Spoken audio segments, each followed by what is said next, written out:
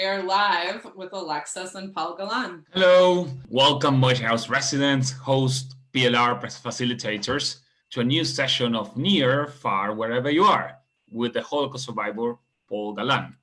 Hola, my name is Alexis and I'm based in Madrid, Spain, and I work as a community manager of global communities. Thank you really very much for joining us today. I know we have people from all over the world, literally every corner, and it's an absolute pleasure for me to be here tonight. So before I introduce you to Paul and dive deep into his story, I would like you to introduce the platform that we're actually using today for some of you to host this session that is called Facebook Live. So today we're using Facebook Live, which is actually a platform that enables us to get into reality, where we all have the chance of listening to Paul Galan share his story of survival.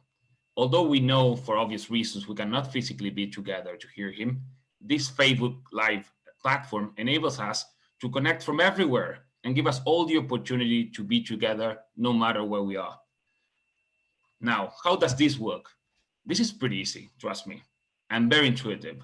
As you can imagine, this is certainly not rocket science, and even done for tech dummies like myself.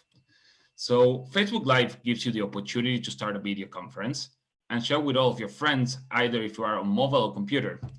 It's got many features that you can start by trying this actually now. So some of the nice features that you will encounter here are the chat, and that's where you're going to make your questions so that Paul can answer after giving his testimony. Then you got the watch party. This is actually an opportunity for your friends to share this Facebook Live you are watching right now. They can share with their groups and their own networks. Also, you got the notification. That is exactly what it will get your friends to know that you're watching this live so that they can actually join you. And then you got the opportunity to make new friends, because the people that are right now with you on the chat, you can request Facebook friendship. All right. So that's a little bit about this fascinating new platform. But what are we here today? So basically, we often see our primary roles as community builders as being the ones who welcome people into our homes. And probably the most important goal here is ensuring that they have a good time, that they feel comfortable with one another. And that's probably a major part of it.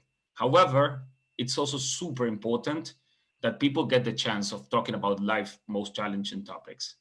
And for Jewish people like ourselves living in this world, perhaps some of the most difficult and painful topics to talk about are actually the Holocaust. And actually today, the Yom HaZikaron, the remembrance day for the fallen soldiers and terrorist victims in the history of the State of Israel. And as you know, we're all different people. And as such, we all cope with grief and trauma in different ways. And being able to actually talk openly and in a safe environment about these kind of topics certainly help us to navigate through this collectively. Having Yom HaShoah, a few days ago, we know this is a very specific day of remembrance where we dedicate to remember the Holocaust. And we make sure that this stays part of our collective memory. However, we wanted to make this today to also show that it's important to remember, not only on the actual day, but at any time of the year we fancy talking about this. And we, young people, and in many cases as myself, being a descendant of Holocaust survivor, we'll be the last ones to actually interact with Holocaust survivors. And that's a fact. For the next generation, unfortunately, being in a conversation with Holocaust survivor will not be possible. So as community builders, what do? We are the ones who are actually responsible for keeping these conversations alive by making sure they are also resonating with today's young people.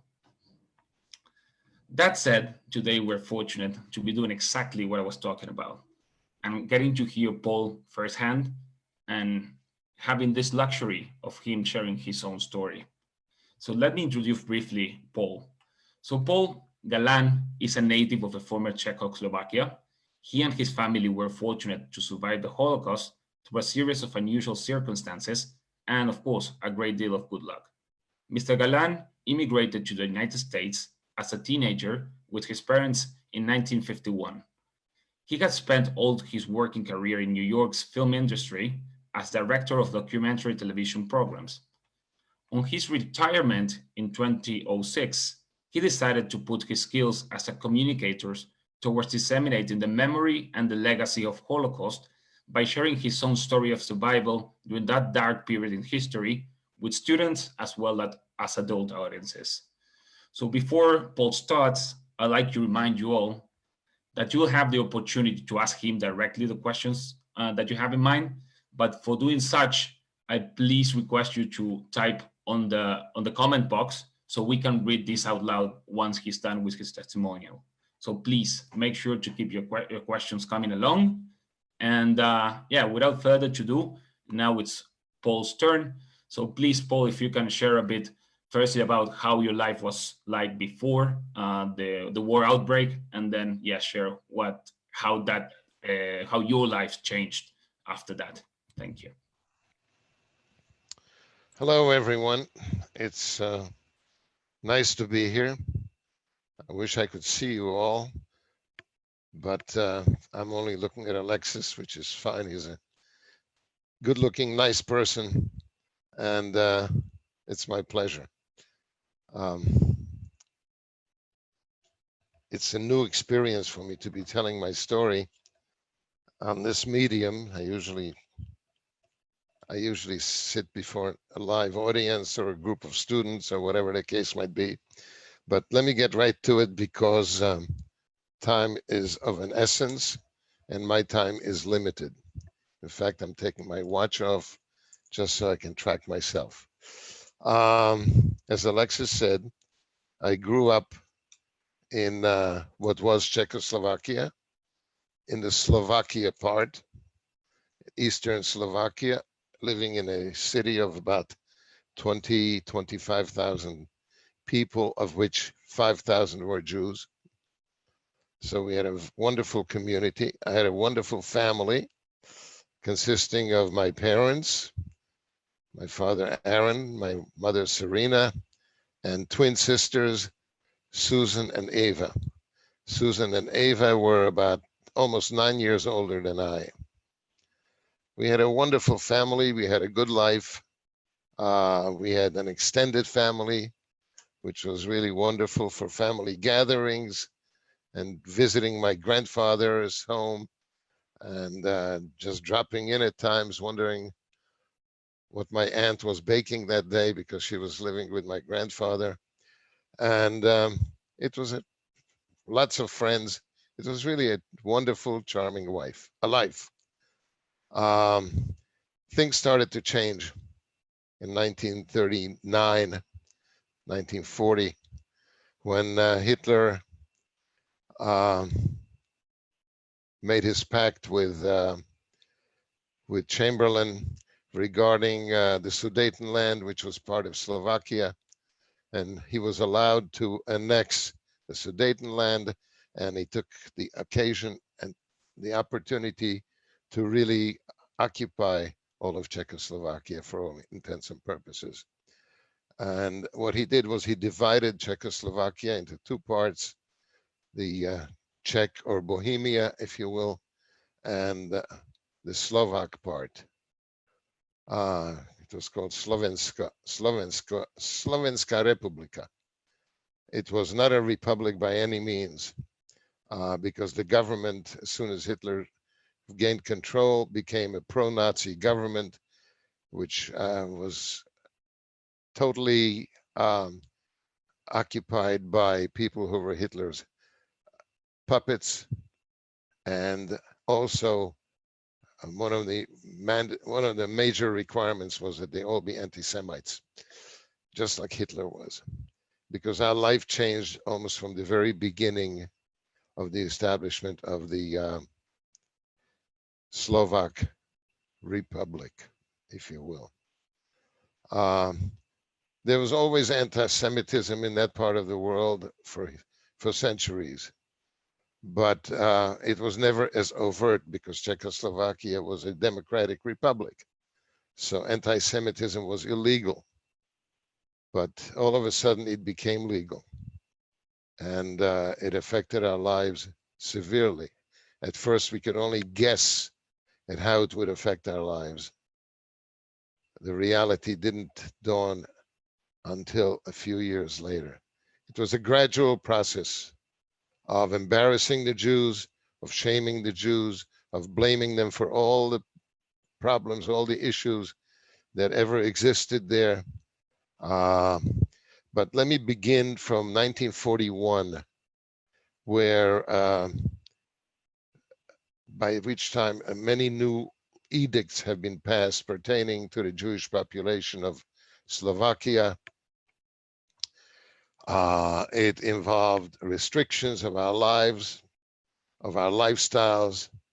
It involved confiscation of businesses, which affected us directly because my father was a businessman. He was a very successful grain merchant in a business that was established by my grandfather, his father.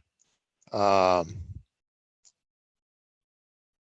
my father's business was taken away, and a Gentile, I'll call him gentleman in quotes, became the owner of the business, but my father was permitted to work within the business as an employee.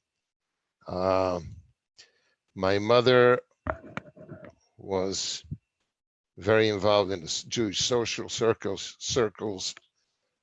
She was a charming, beautiful woman. My sisters, as I said earlier, were older than I. They were in the equivalent of gymnasium. Actually, it was called a gymnasium.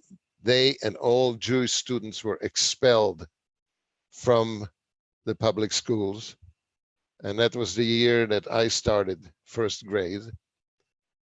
And the thing that I remember most vividly was the fact that all Jews, regardless of age, had to wear yellow stars when they went out into the streets, when they went out in public. When we walked to school, we had to wear yellow stars. And that immediately branded us. Branding means, if you think about cattle being branded in Texas, you know, on the prairie, they're all branded with the initials of the ranch that they belong to. We were branded as Jews with a yellow star with the word Žid, which means Jew, written inside the star. And we were not allowed to go out in public without it. We were subjected to punishment should we dare go out. But we also suffered punishment from the people in the streets, because the moment you're branded as a Jew in that prevailing environment, people picked on you. Other kids picked on you. They would call you names like dirty Jew, lousy Jew. Why don't you die? Why don't you go back to Palestine? Yes, they raised the question of the existence of Palestine then, that's where we belong to. Little did they know that how much we wished to be in Palestine, just to escape that environment that was growing and flourishing. Anyway, getting back to myself, how it felt walking on the street alone, or even with other kids. We would be called all kinds of names, all kinds of epithets would be called to us. Sometimes they would attack us. Kids would attack us and try to beat us up. So we tried not to go out in the streets alone. They would spit on you, which was really awful. I remember it so clearly. Anyway, that was a very dark point in my young life. I went to a new school, meaning not the public school, but a Jewish school, which was funded and established and funded by the Jewish community. So at least it was friendly within the school environment because nobody called you names. But everything else was terrible. My father's function in the business was diminished in terms of finances, but the work that he had to perform being that he was considered an expert in the area of grain. Grain was very important to the country because it fed the people of the country. But he had this man who became the owner. In the Slovak language, his title was Arizator. Arizator means one who took over your business, your life, so to speak. My father was very, very deeply hurt by it all. He hated going into his office, but he had to. The only good thing that came out of this period for him was because of his expertise as a grain merchant. He was given a pass, if you will, a certificate, which allowed him to travel and protected him from any arrests or anything of that sort because of the importance of his expertise. Jews were harassed in every possible way, whether it was shaming them, whether it was not allowing them to wear a fur coat or a fur collar on his coat, their coats. So you would identify Jewish people in the streets because the fur collar would be stripped from their coats, so all you saw was the lining. But that was the least of it. There's a curfew, for example. We were not allowed to be out after dark. I can't even think of all the restrictions that were imposed on us. One of the other embarrassing things was when the public address system that was spread out throughout the city, there were loudspeakers, and you would hear the loudspeakers come to life, and some Slovak nationalistic song would be played, and it was followed by "Attention all Jews, attention all Jews," and a new pronouncement would come about some new restriction, some new law, some new way of making our lives miserable, of humiliating us. One day, all the professional Jewish men in the town, namely lawyers, doctors, business people, were rounded up, I should say, and made to sweep the streets of the city for one day. Whatever amount of sweeping they accomplished is irrelevant. It was the embarrassment of standing on the street with other people sweeping the streets. You see it with convicts in this country, for example, when they do public work, clearing roads or whatever. Convicts are prisoners. So life went on, but it was difficult and scary. As a young child, didn't know all the ramifications of these restrictions, but I heard my family and friends whispering about what is happening, what is being done, what is next possibly. And as time went on, these circumstances became worse and worse, more difficult. The Jews were being blamed for all the problems that existed. The Jews were being blamed for the fact that we were the bloodsuckers who lived off the poor working people. And we were the capitalists, whether we were rich or poor, it didn't matter. A Jew was a capitalist. And he was being blamed for all the illnesses. So that's how life was. To jump ahead, by the year 1942, we knew that things were getting bad. It just became self-evident from all the restrictions and all the humiliations.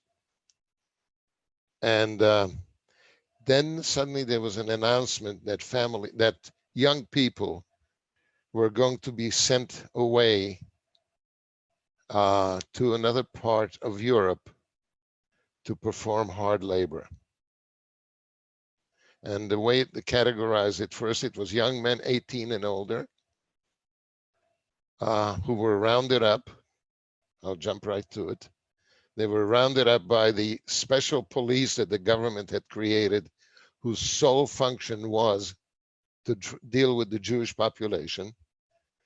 Just to give you an idea of the optics of it, these policemen, or it was a militia, more like the regular police, they wore black uniforms, black boots, high boots below the knees, all kinds of medals and whatnot on their uniforms, and as I said, their responsibility dealing with the Jews. And they were rough. If a Jew happened to say something to a Gentile, that was not a nice expression because of the frustrations that we all felt. You know, these guards were they were permitted to get hold of the Jewish person and beat him up in the street. So these transports of young people began. Young boys who were still school age or finishing school. Once they hit 18, they were rounded up and shipped out. And we would watch their parents, their families, following them to a railway station, which was on the outskirts of the town, calling messages to each other, encouragement to one another, and shedding tears at the same time, and watching their sons, and a few months later, their daughters of the same age group being loaded into cattle cars. And most of them have never, ever returned. They disappeared to places unknown. The only thing we knew that it was Poland. Short while later, by 1942, by the summer of 1942, they began roundups of whole families. There was a quota that had to be reached every 2 weeks of how many people they had to deport. And they would round up the necessary number of people, assemble them at the local high school, the local gymnasium. And from there, they were marched to the railway station a day or two later, loaded into cattle cars and shipped out. Now, I mentioned earlier that my father had this pass protecting him and his family. The pass also indicated, once these transports began, the pass also included protecting him from being deported. And in spite of all that, in the middle of one night, there was loud pounding on our front door, waking us up, frightened, and we heard screaming on the outside by the guardists, these militiamen. Open up, this is the Hlinka guard, open the door. So my father went and opened the door, and 5 or 6 of these hoodlums came barging into our home, yelling and screaming, get dressed, get ready, everybody pack one bag and no more than one bag. Take your valuables with you. They will not be they'll be safe with you. You can't leave them in the house. And let's go. And in the middle of the night, they marched us to the local gymnasium. When we got to the gymnasium, there were already several hundred people assembled there. And what I witnessed was beatings. The guard is picking people out of the crowd, especially the religious Jews, the ones who were wearing the traditional kaftans and had side curls and beards, and they would make them stand up in front of the whole crowd and force them to sing Any song you want to sing, sing it and dance to it. And these poor people were literally being, especially the Orthodox, the ultra-Orthodox, the Hasidic people, they were being humiliated by being forced to sing some Slovak song, which they didn't know the words to. And if they failed, if they made mistakes, the guards started beating them, hitting them with their nightsticks, with their rifle butts, making them bloodied, cutting their beards off and their payas off with their bayonets. And they went around picking people out. My father, who was a secular Jew, wore normal clothes. At one point, they let him into the school building. And when he came out, there was blood streaming down his face, his head. His clothes were covered with blood. They beat him up. 2 days, 2 horrible days were spent in this environment. On the 3rd day, they began getting us ready to be marched to the train station. And all of a sudden, they called my father's name. So my father went and he identified himself. And they informed him that he and his family are being released, that we should go out, leave the schoolyard. This story gets very complicated, and I really don't have the time to delve into it. But what I will tell you is that my uncle, who was a very smart, sophisticated businessman, he found out that the reason we were deported, in spite of my father's document, was because the guy who owned my father's business went to the authorities and told them, I've learned enough about this business. I've learned about grain, everything that it needs to be known, that I no longer need the Jew. So just take him away. So the authorities obliged, and they took us away. When my uncle found this out, unbeknownst to any of us in the family, he had a pistol. He took that pistol, put it in his pocket, walked over to my father's former office, walked in, and there was the new owner. My uncle pulled a gun on him and threatened his life unless he went back to the authorities and told them that he made a mistake about my father, that he still needs him. Would they release him?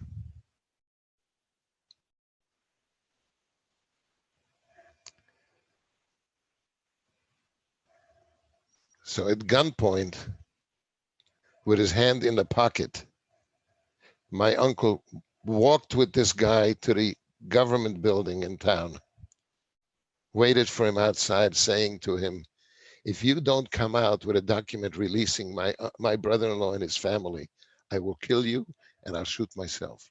I don't care what happens to me. I'm not going to let you get away with this. And he walked with him through the town to the government office building, waited for him outside with his hand in his pocket. And sure enough, the guy came out with his document permitting our release. And that was it. We were out.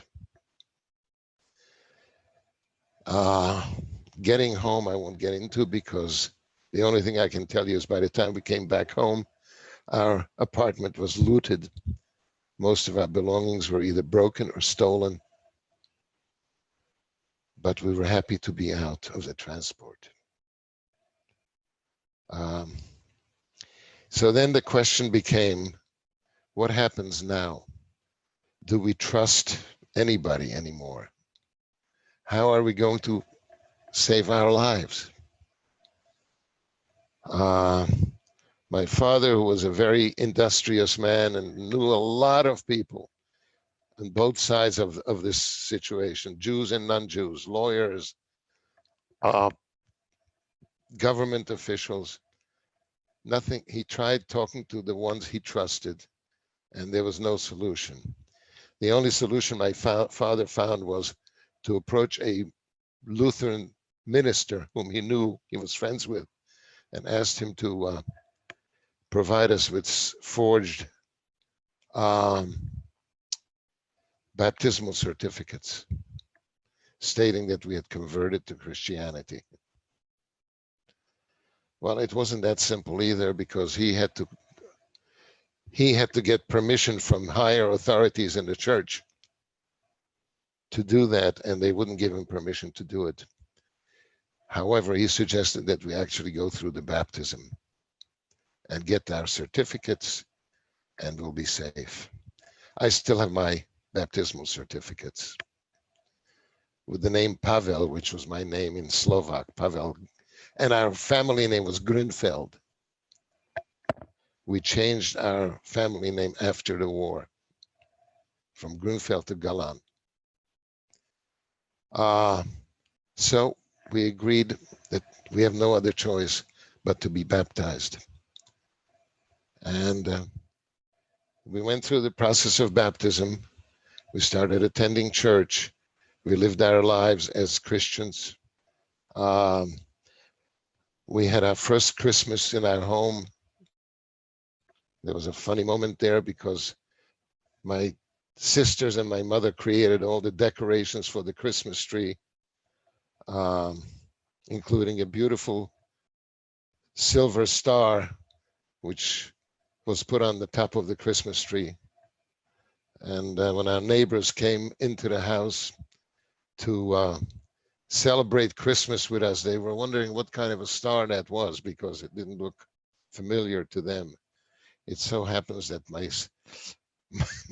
my sisters and my mother fashioned a 6-pointed Star of David, wrapped it in silver paper and put it up on the so with great embarrassment, they immediately took the star down off the top of the tree and created another one, 5-pointed star, and put it back on the tree. But that was one of the few semi-humorous moments of this saga. And life went on, wondering what would follow next. What would follow next was, several months later, the government had decreed that any Jew who had converted to Christianity after 1939 was still considered a Jew and subject to all the Nuremberg laws which were in effect. The Nuremberg laws being a code of law created by Hitler originally, and the Slovak government adopted it. So any Jew who had converted, the conversion was null and void, illegal, and we were made to be Jews again. Best way I can express it.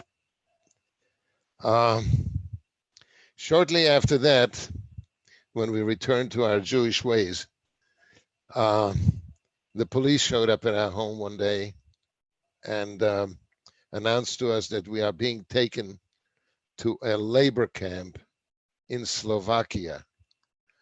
It was a working labor camp that we knew about because we had some friends who were taken there. And the only thing we knew was that nobody's being harmed there, but people have to perform different types of labor. And so they were arresting us. As it happens, my sister Susan was visiting a friend when they came to arrest us. And my father managed to send a message to my sister saying to go into hiding, not to come home. The police wanted to know, where is your daughter? And my father says, I don't know. He said she left early in the morning to visit some friends. He didn't know who, where. So they said, oh, we'll find her, not to worry. And they took us to the local jail and locked us up in jail. My mother, my father, my other sister, Eva, and me. And for days, they were searching all over the town and all over the surroundings, trying to find my sister, Susan. They never found her. So then they decided, okay, we'll find her eventually. But meanwhile, they took us onto a train and we traveled across country to a camp called Novaki, which was in Western Slovakia. And we were imprisoned in Novaki. Now, what was Novaki like? It was a very large area in an open field on farmland, surrounded by high wire, barbed wire fences with guard posts surrounding it. I'm sure you have all seen pictures of concentration camps. So we were behind barbed wires, living in barracks of about 100 people to each barrack. We had bunk beds. There was no privacy for anyone. All adults had to perform different forms of labor. Women were doing light work like sewing or making rugs out of rags that were cut into long strips, and they were loomed into rugs for the floors. My father had different assignments. For example, at one point, he had to sit outdoors watching a big electrical meter and keeping track of the consumption of electricity. I liked it when he had that particular job because I was able to sit with him and talk outdoors. In the winter, he had a different job. My sister Eva, if she was the only one with us, she was peeling potatoes most of the time in the kitchen, in the kitchen that fed the entire camp. Anyway, we were in this camp for a year. In 1944, things began to change in the world. The Russians were now beating the Germans in Russia. They pushed them out of Stalingrad, where battles lasted for almost a year. And the Germans were now on the defensive. The Americans and the British landed in Normandy in June of 1944.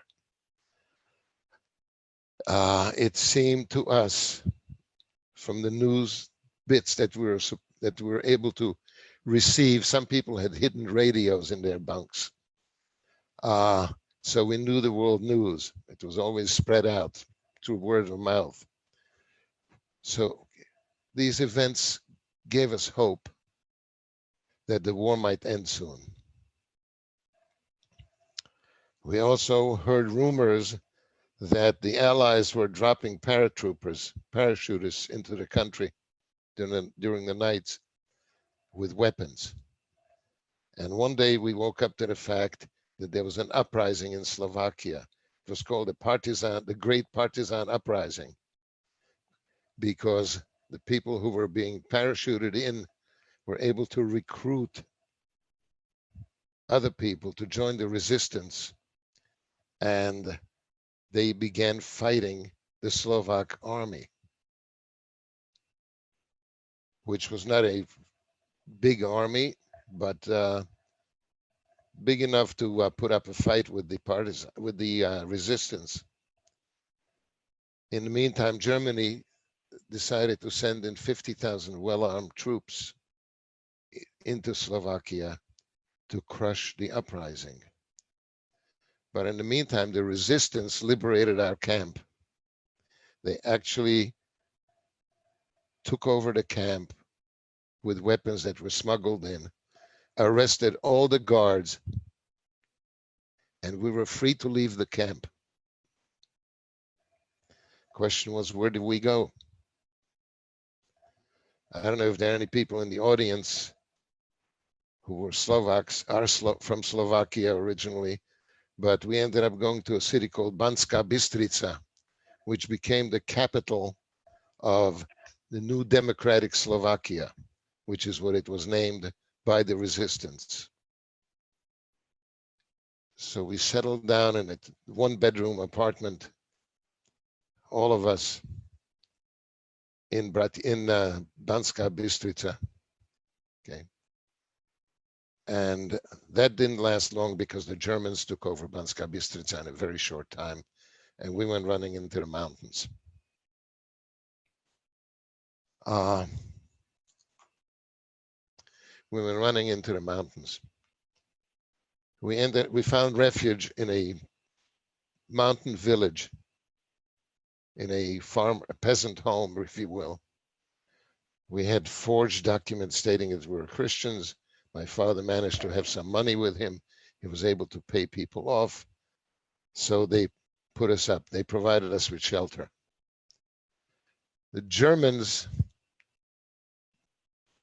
by the end of November, the terrain became completely snow covered. There were huge snow drifts. It snowed for days and days and days. None of the villagers thought that we would ever see Germans come because of the heavy snow. And one morning we woke up and we saw the street of the one street in this village crawling with German troops.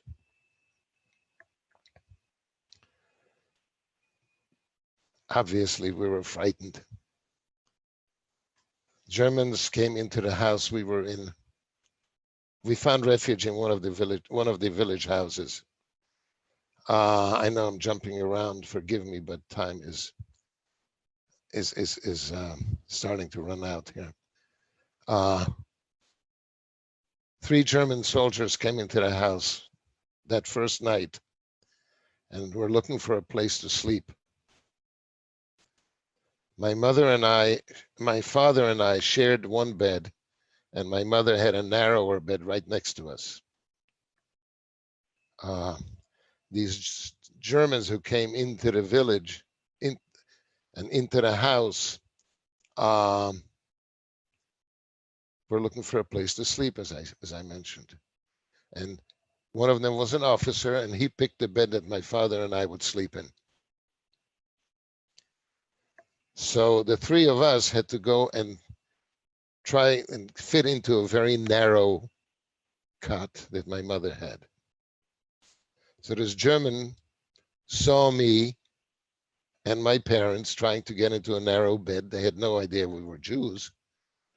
And he was already made himself comfortable in my father's bed, the one that I would sleep in with my dad. So he said, "Oh, the little boy, he should come and sleep with me."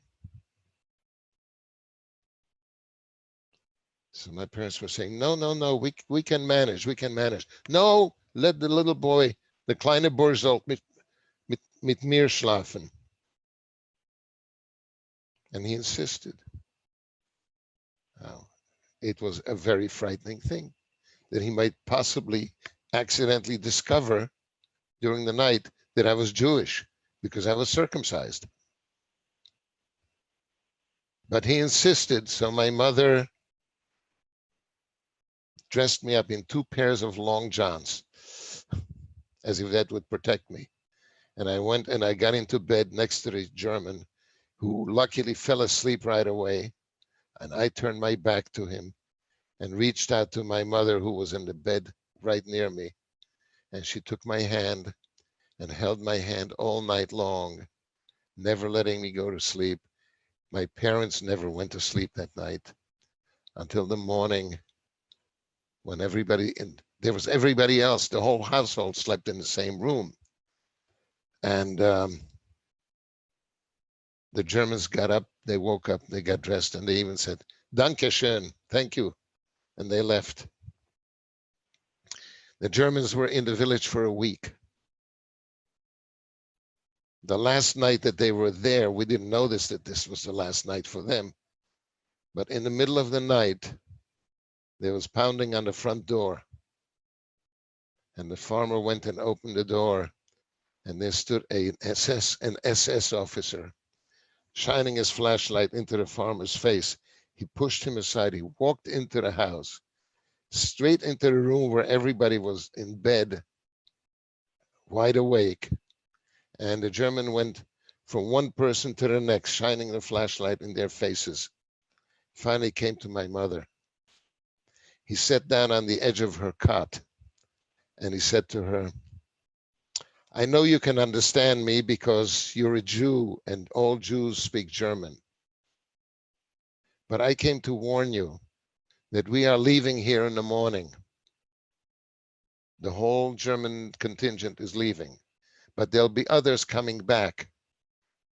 In the meantime, the villagers have reported you to us that there are Jews living in this particular house. I took the report and I came to tell you that after we leave, you should leave this village as soon as you possibly can, because there'll be other German troops coming here, and next time you will not be so lucky. And with that, he got up, and my mother even said to him, Danke schön, thank you, and he left. 2 days later, we left this village. A farmer took us in a horse-drawn sled to a different village where we went from house to house, pleading for shelter. And one house that we came to was occupied by all women and children. There were no men there. And the farmer who drove us there, he knew this woman and he talked her into taking us in. He told her what nice people we are. We gave her some money. We showed her our forged documents that said we were Lutherans. And so she accepted us. We stayed in this household for a couple of months. And Christmas time, all the men came home from the coal mines where they were working during the winter. And one of them wanted to throw us out of the house right away, one of the men, because he realized that we must be Jews. And took a lot of convincing that we weren't. And the woman of the house, who was his mother-in-law, she protected us. She was really very decent and protected us. She would also hide us in a cellar periodically when the Germans came into the village. But this time, when all the men were home for Christmas, it was a different situation. And a few days after Christmas, we woke up one morning to notice that there were several hundred German troops in the village. And before long, 2 soldiers came into the house, 2 German soldiers, armed, of course. They ordered all the men to go out to the street to take their documents with them to be identified by an officer.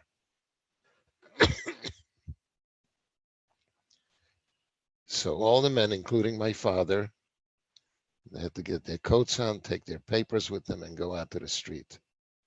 Then these 2 soldiers checked everyone else's identity papers.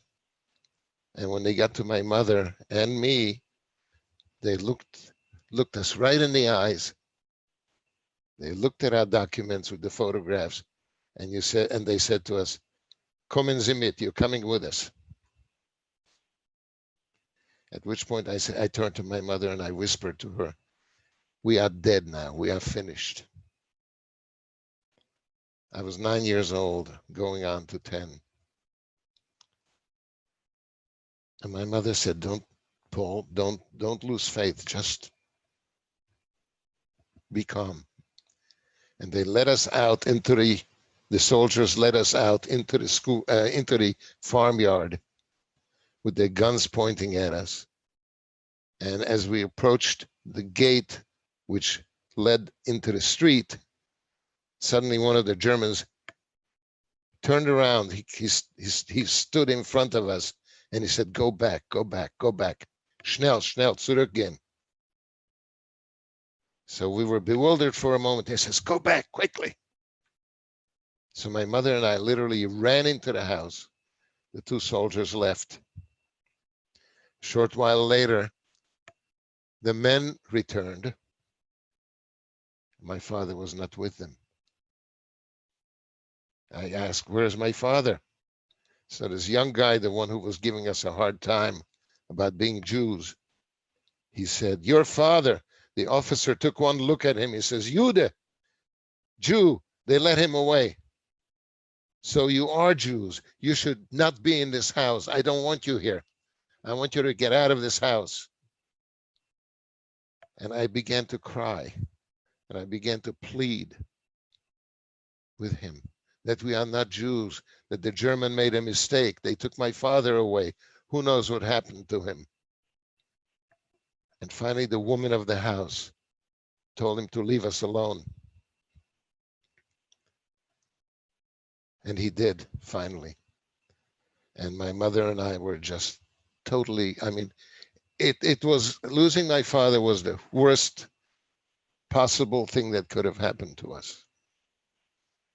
Thank God the men went back to the coal mines a day or two later. And the woman was very reassuring that we should be all right. She would hide us a few times when the Germans came into the village. They never found us. One day, a strange woman came into the house. She was a partisan. Oh, I never mentioned the fact that my sister, Eva,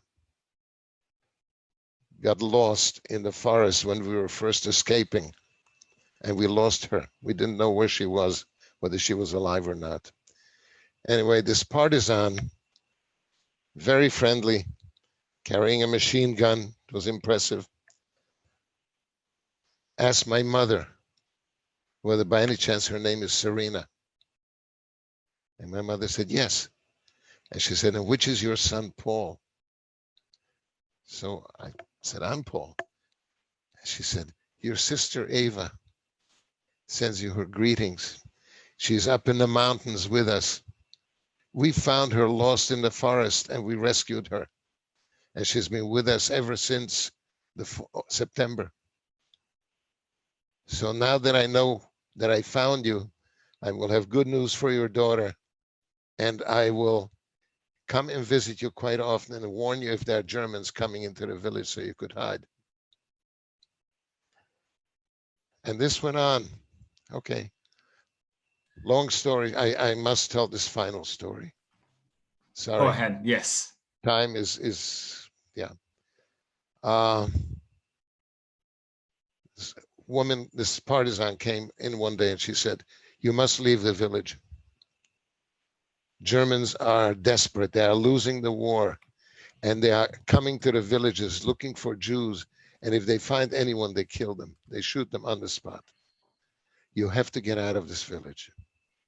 You have to cross over the mountains because the other side of the mountains is already liberated by the Russian army. You will have to cross over the mountains. I will tell you when. Be prepared. Take nothing with you but food for one day. And you'll cross over and you'll be safe. So sure enough, one day she came in and she said, tomorrow morning, there'll be a group of people coming through the village, all out of hiding. You join them and begin your journey. It's going to be hard, but the weather will be good. You'll be safe. You'll manage to get over. So we did.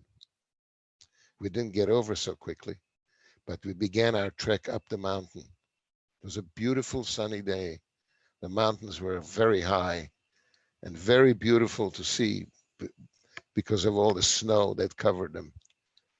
And for hours we were trekking up the mountain. And late in the afternoon, a storm blew up. A storm blew in, started blowing all the snow. The temperature had dropped. It really became very, very treacherous. Our clothes were inadequate for the cold. It was blowing the snow. We were blind. We were marching blindly up and up higher and higher on the mountain. And the snow began to get very icy. And at one point, even though I was holding onto my mother's hand, I slipped and I fell down and I started sliding down on the icy snow in the darkness, not knowing where I was going. I just couldn't stop myself. It was so slippery. And in the darkness, I was sliding down, and I was calling to my mother, mother, mother, mother, I can't stop myself, even though I'm trying to.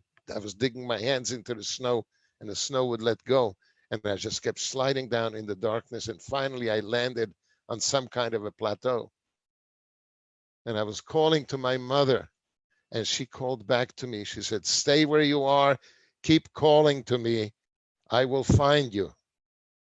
And she sat down or laid down on the icy snow and slid down also in the darkness and landed right near me. So she found me. By that time, I was frozen. I was so cold. I couldn't take it anymore. I couldn't tolerate it. I was so cold. And all I wanted to do was go to sleep. And my mother said, no, you cannot go to sleep. If you fall asleep, you will die. Stay awake, stay awake. And she hugged me, held me very tight to her, and was shaking me to stay awake, to keep me awake. And she kept me awake all through the night. And I did not fall asleep. And in the morning, the sun came out, the storm ended. And we realized that we had crossed over the top of the mountain. When I fell, that's where I fell from. And we were all alone. We lost sight of all the other people. So the only thing left for us to do was to start going down. And for hours, we were going down through the snow.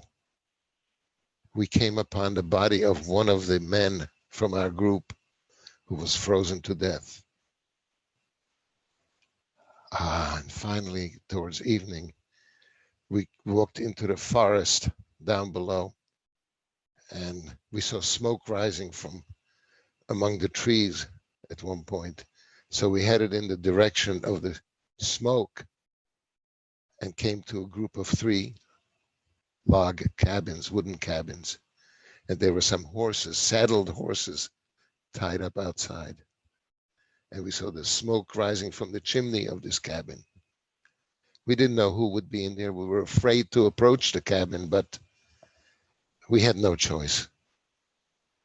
So I knocked on the door, and the door was opened by a Russian partisan. And he said to me in Russian, "Что ты хочешь? What do you want?"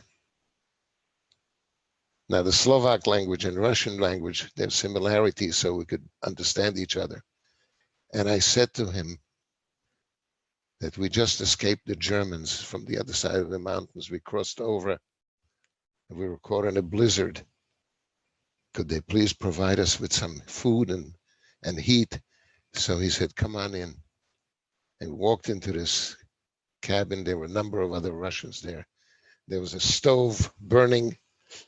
The heat was coming from it. It was wonderful to be warm all of a sudden.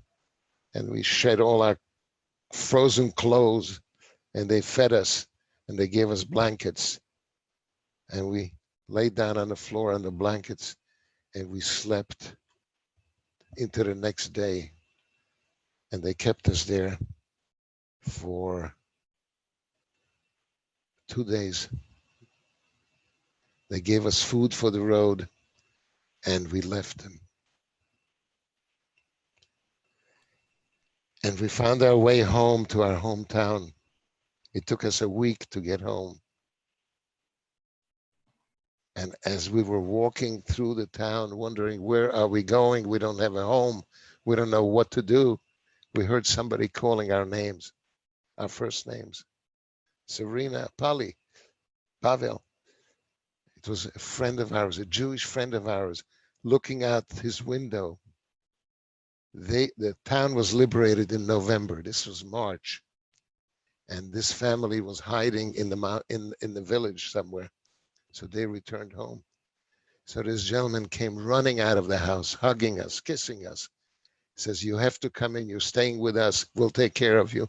Then he saw what shape we were in. We looked horrible. And we settled in with them. And to end the story, this was March. The war ended in May.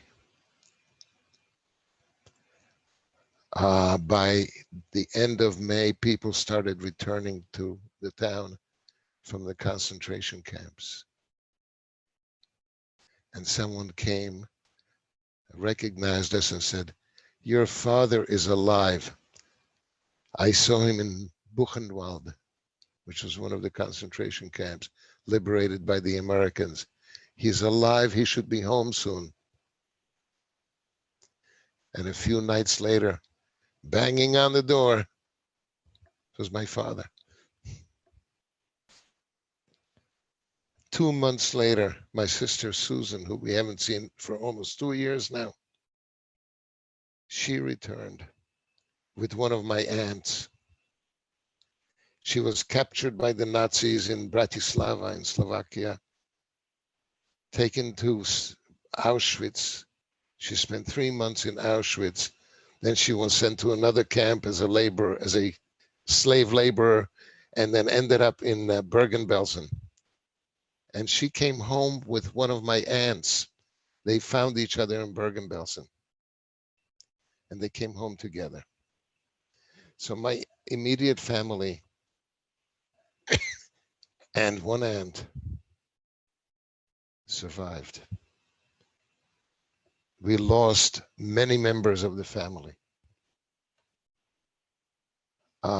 It was a harrowing time. But the fact that 5 of us plus 1 survived was miraculous. Out of a population of about 5,000 Jews who lived in the town, about 275 or so returned. And eventually we decided to immigrate.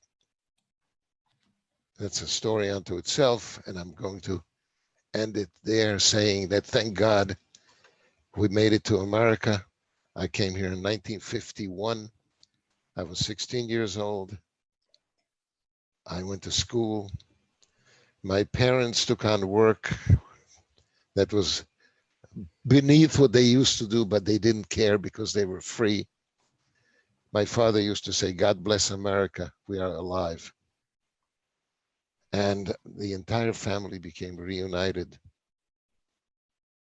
by 1958. That's my story. Wow. Thank you. Thank you so much.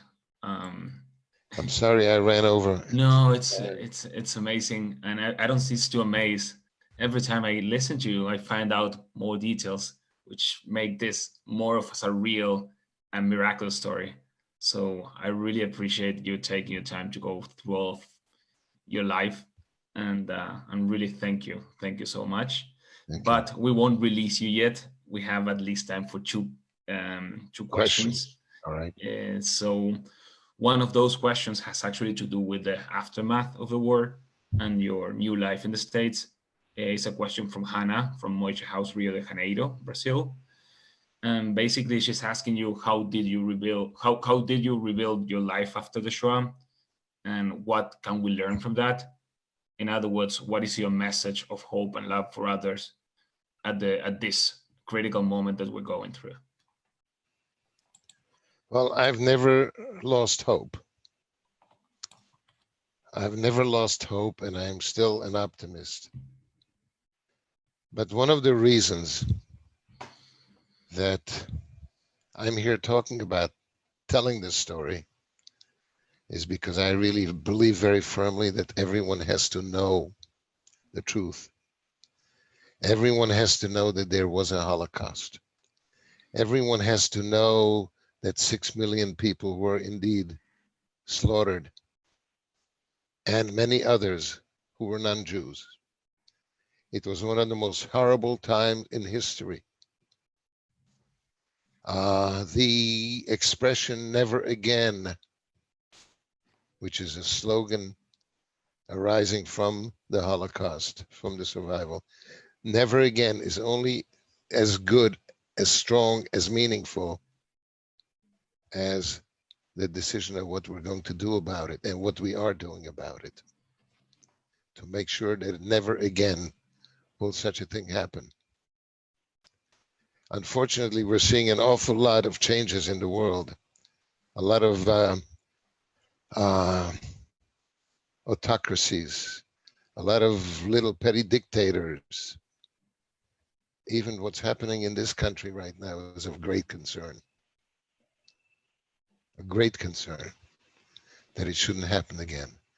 And we have to fight it in every possible way, whether it's influence, whether it's teaching people that there really was a Holocaust, because there are so many Holocaust deniers who are trying to convince the world that the Holocaust was a lie. Let them go to Auschwitz on a visit and see what it was like. I go every year for the last 5 years on a March of the Living with young people. I lead basically 200 young people, 200 some odd young people. And when I see how they're reacting, I know they're learning a major lesson. And I'm there to help them. I'm there to explain things to them. I'm there to comfort them, because many of them have very, very bad reactions to what they see in Auschwitz when they see the remnants of the crematorium and the gas chambers. The anti-Semitism that is awakened again is how it all started back then. We must put a stop to it. And education, I believe, is the responsibility of every survivor, every single survivor, and their subsequent generations. And We that's must what we're not, here for. we must not take it lightly, because we've seen what happened in Charlottesville, and our president said, "Oh, they're all nice people." You know, they're not. Yeah. Yeah. That is the most important lesson. Thank you for illuminating us with your answer. And I'm sorry that just in advance that I'm leaving some questions aside, but for the sake of time, I'm going to do one and a half more question, which is pretty much connected with your faith. One was formulated by Avi Eisen. And basically she says, during the time that you were observing Christianity, did you find any way at all to connect personally to Judaism? And there's another question that it's kind of related to that, that says, have you always kept faith in God, even though the Holocaust? Well, to answer the first question, in my heart, I was always a Jew. So was my whole family. Even though we went to church every Sunday, I never felt more uncomfortable in my life as I did. I shouldn't say in my life. Going to church was a very uncomfortable thing to do. It was so artificial, but we put on a good show as a family. The only humorous thing that ever happened was the incident with the six-pointed star on top of the Christmas tree. I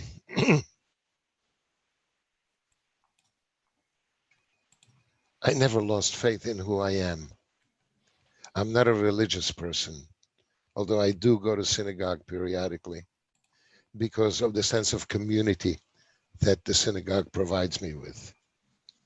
I believe that we have to stick to our faith as Jews. We must be protective of the state of Israel. We must. Because if there was no state of Israel, the anti-Semites would be even emboldened so much more. It's the one thing that the world sort of admires and respects about us. The other question was, I'm sorry. Basically, this person was asking you if you ever sort of lost your faith in God, even though. Well, I'm very ambivalent about the existence of God. Because if we were the chosen people, and if God loved us, why did he allow the Holocaust to happen? Why did he allow my grandfather, who was 86 years old, to be taken to Bergen-Belsen and bludgeoned to death by the Nazis. My grandfather was an observant man, and not the only one. There were many, many others. The humiliation of those poor Orthodox people when we were rounded up. That's not what having faith is all about. You shouldn't have to suffer to believe in something like that. You know? I just can't reconcile with that. Do I believe in God? Probably not. But I believe in Judaism. I believe in us as a people. Am Yisrael Chai. I think that's the best message to take away, especially as I said before, we're about to start Yom HaZikaron today. So I think that's a perfect way for wrapping up. But before we wrap up, I want to thank you again for all of your time. And it's not just me who's thanking you. We actually got some messages from our community builders around the world. For instance, Tiziana is thanking for sharing your story with us, and she's sending love from Albuquerque. Also, Alessandro from Moishe House Rome has just said that your story is really inspiring and sends you a big hug from Moishe House Rome. So yeah, the last thing I gotta say is that if you're craving to hear more about Paul's story, he's got a book, and he's on the board of the Holocaust Museum. So I strongly encourage you all to dive deeper into his story, which, as you heard already, is fascinating. And yeah, also remind you to keep looking for more updates on Facebook Live. We're also a resource if you want to know better how to operate this. And for last, I want to remind you all that next Thursday we have a new series of Near Far Wherever You Are, which we call Finding Your Voice. We'll be featuring Sarah Hurwitz, who is, among other things, Obama's speechwriter. And it's happening, as I say, next Thursday, April the 30th. So a few days from now. This will be our interactive webinar, and we will have breakout rooms, and we will have the chance to share with community builders all around the world. So I think that's it for tonight. Thank you again for your inspiring story. And My pleasure. And we hope to see you soon, either in person or again via Facebook Live. I hope we do see each other again. Thank you. Have a nice rest of the day.